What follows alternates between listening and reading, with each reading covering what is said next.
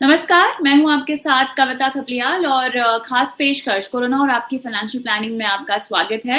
ये ऐसी पेशकश है जहाँ पर कोरोना के 1 साल में किस तरह से आपकी फाइनेंशियल प्लानिंग पर सेंध लगी है, इस पर हम विस्तार से बात करेंगे और हर एपिसोड में कोरोना की वजह से हुए आर्थिक नुकसान की हम बात करेंगे, उस पर फोकस करेंगे। लेकिन आज का जो एपिसोड है, हम क्लियरली पिछले 1 साल में आपको किस-किस तरह से फाइनेंशियल लॉस हुआ है, आपकी बचत, आपके निवेश को लेकर क्या-क्या दिक्कतें, तकलीफें आपने झेली हैं और आगे इनके लिए कैसे आपको तैयार रहना चाहिए, इसी पर बात करेंगे। और मेरे साथ इस खास पेशकश में जुड़ रहे हैं मनी स्कूल के फाउंडर अर्णव पंड्या। अर्णव जी, स्वागत है आपका इस खास पेशकश में। तो क्लियरली आज जिस मुद्दे पर हम बात करने वाले हैं वो लगातार 1 साल से हम सब जूझ ही रहे हैं इस परेशानी से। जॉब लॉस, पे कट्स, जिनके कारोबार व्यवसाय थे उन्हें नुकसान हुआ है। अभी तक स्थिति सामान्य नहीं हुई है। इनफैक्ट अभी तो हम सेकंड वेव के बीच में हैं। अब ऐसे में अक्सर हम कहते हैं कि आर्थिक अनिश्चितताओं के लिए आपको तैयार रहना चाहिए, लेकिन लोग ये बात तब तक नहीं समझते हैं जब तक उन्हें एक झटका, एक धक्का ना लग जाए। तो पिछले 1 साल में आई एम श्योर ऐसे बहुत सारे फाइनेंशियल प्लानिंग या पर्सनल फाइनेंस के लेसन्स लोगों को मिल चुके होंगे, जिसकी वजह से वो आने वाली इस तरह की दिक्कतों के लिए अपने आप को तैयार कर ले। लेकिन क्योंकि ये एक कई एपिसोड्स वाली सीरीज है कोरोना और फाइनेंशियल प्लानिंग, तो हर एपिसोड में हम एक मुद्दे पर फोकस करेंगे और आज का जो मुद्दा है वो है कोरोना से आपको किस तरह का फाइनेंशियल लॉस हुआ है। लोग अक्सर फाइनेंशियल लॉस को कमाई के तरह से देखते हैं, लेकिन सिर्फ कमाई ही नहीं, आपकी निवेश, आपकी बचत, आपके पास जो जमा पूंजी थी, उसके लिहाज से भी आपको ओवरऑल फाइनेंशियल लॉस का आकलन करना होगा।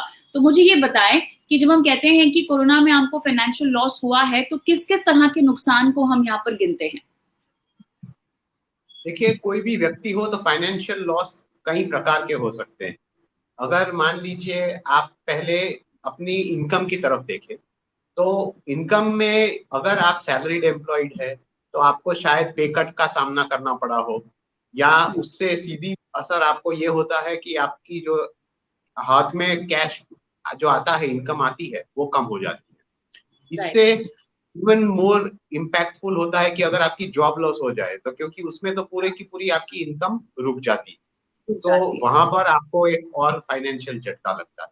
अब मान लीजिए आप बिजनेस या प्रोफेशन में हो, तो वहां पर अगर आपकी इनकम डिस्टर्ब हो जाए तो आपको ये अनसर्टेनिटी आती है कि कब इनकम आएगी, कब नहीं आएगी, तो वो एक कैश फ्लो डिस्ट्रप्शन होता है।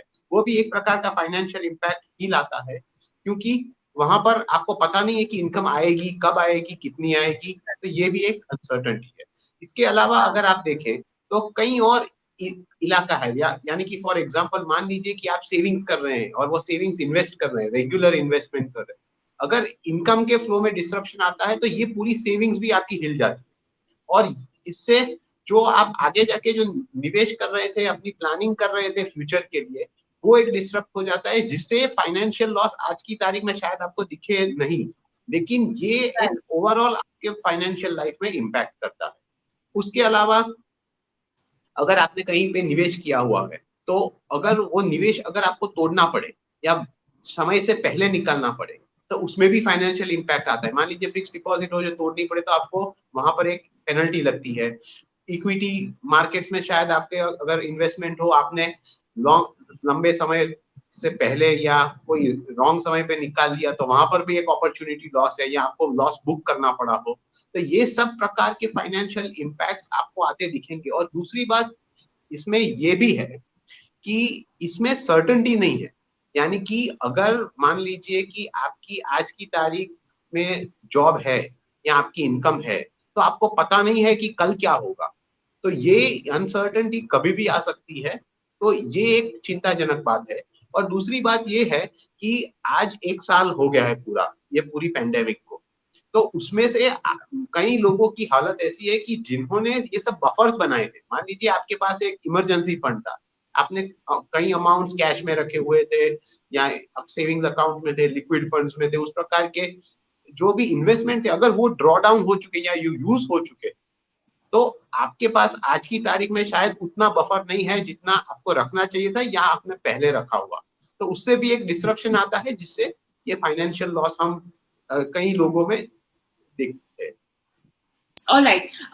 तो ये तो कई सारे पैमाने थे जिनको हमने अभी सुना आपसे, लेकिन एक-एक करके इन पर हमें बात करना होगा। सबसे पहले तो इनकम और जो आपकी कमाई है उस पर आपको झटका लगा। दूसरा, आपकी सेविंग्स खत्म हो गई क्योंकि आपके पास कमाई का कोई स्रोत नहीं था।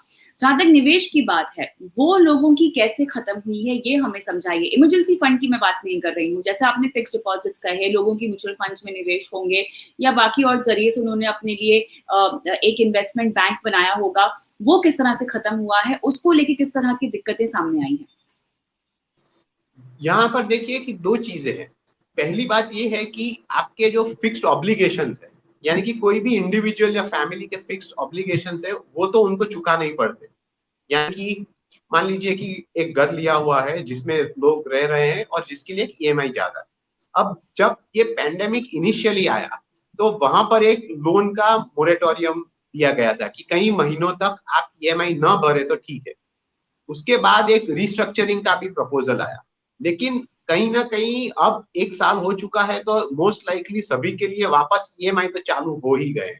तो हुँ, ये ईएमआई को पूरे पड़ने के लिए, ईएमआई को देने के लिए, और ऐसा नहीं है कि लोगों के पास शायद एक ही लोन हो, आपके पास शायद एक कार लोन भी हो, होम लोन भी हो, पर्सनल लोन भी हो, और इसके अलावा क्रेडिट कार्ड के ड्यूज भी आउटस्टैंडिंग हो। तो ये सब चुकाने के लिए जब आपको कब थोड़ी रकम चाहिए, तो लोगों ने क्या किया हुआ है कि उन्होंने अपने जो इन्वेस्टमेंट्स है उसे तोड़ के ये सब रकम पूरी की है। यानी कि कई लोगों ने, और ये आपको आंकड़े में दिखाई देता है कि कई लोगों ने तो अपने इक्विटी म्यूचुअल फंड्स तक बेच दिए हैं, क्योंकि बिल्कुल। 8-9 महीने तक आपको इतना सेलिंग प्रेशर जो इक्विटी म्यूचुअल फंड में दिखाई दिया, वो इसीलिए दिखाई दिया क्योंकि लोग इक्विटी म्यूचुअल फंड्स बेच रहे थे।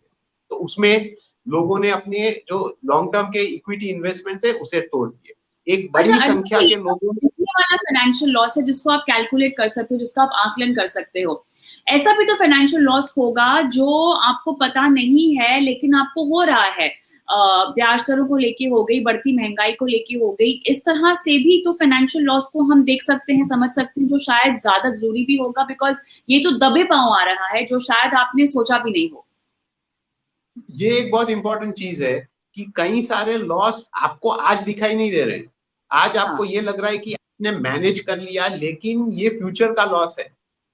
हाँ, तो एक बिल्कुल। बेस्ट एग्जांपल इसका ये है कि आप देखिए लाखों लोगों ने अपना जो एम्प्लॉइज प्रोविडेंट फंड की फैसिलिटी दी गई थी कि कोरोना में आप विड्रॉ कर सकते हैं, तो उसका इस्तेमाल किया है। तो ये आज की तारीख में आप पे कोई असर नहीं दिखाई देता। यानी कि हुँ, आपने जो अपना ईपीएफ का जो कॉर्पस था उसको हाँ, कई हद तक कम कर दिया और उसका इस्तेमाल कर दिया।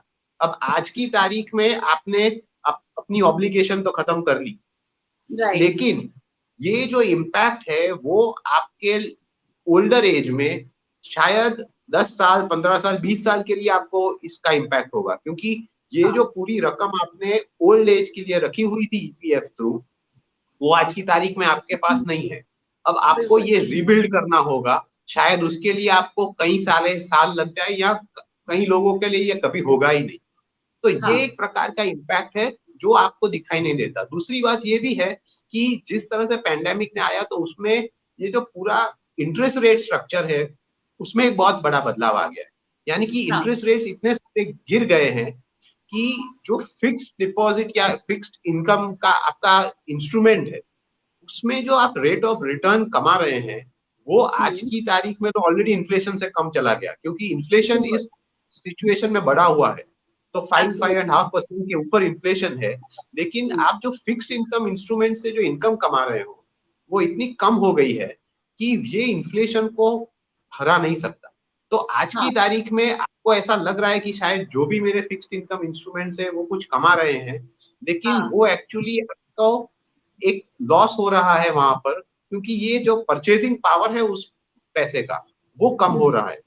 तो ये हुँ, भी न जानते हुए इन्फ्लेशन की जो इम्पैक्ट है और ये लो अर्निंग्स की जो इम्पैक्ट है हुँ, उससे आपको एक नुकसान हो रहा है जो आपको सीधा दिखाई नहीं देता। हुँ, लेकिन इससे एक और सेम प्रॉब्लम होता है कि आप इस प्रकार का जो डेट इन्वेस्टमेंट है उसका आप इस्तेमाल नहीं कर सकते अपने कोई भी बड़ा कॉर्पस इकट्ठा करने के लिए, मान लीजिए आपका कोई भी गोल हो, रिटायरमेंट का हो या बच्चों की पढ़ाई का हो, और उसमें थोड़ा समय है, 15 साल, 20 साल, 10 साल जो भी है, तो उसके लिए अगर आपने बहुत डेट का इस्तेमाल किया तो वो गोल रीच नहीं होगा और उसकी वैल्यू नहीं रहेगी। इसीलिए ये आपको एक फोर्सफुली ज्यादा रिस्क लेने की तरफ आपको पुश हो रहा है कि आपको ये ज्यादा रिस्क लेना ही होगा। ये सब हिडन रिस्क और जोखिम है जो आज की तारीख में आपको दिखाई नहीं देते, लेकिन ये पार्ट ऑफ इन्वेस्टमेंट लाइफ हो चुकी है।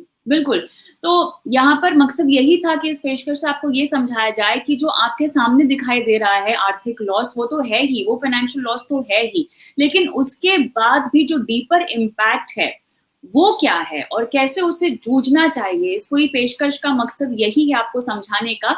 लेकिन आज की इस पेशकश में इतना ही। अगले एपिसोड में आपको बताएंगे कि आपको अपनी बचत, अपनी सेविंग्स को कैसे टैकल करना चाहिए। बहुत-बहुत शुक्रिया अर्नब जी आपका, और इंतज़ार कीजिए दूसरे एपिसोड का।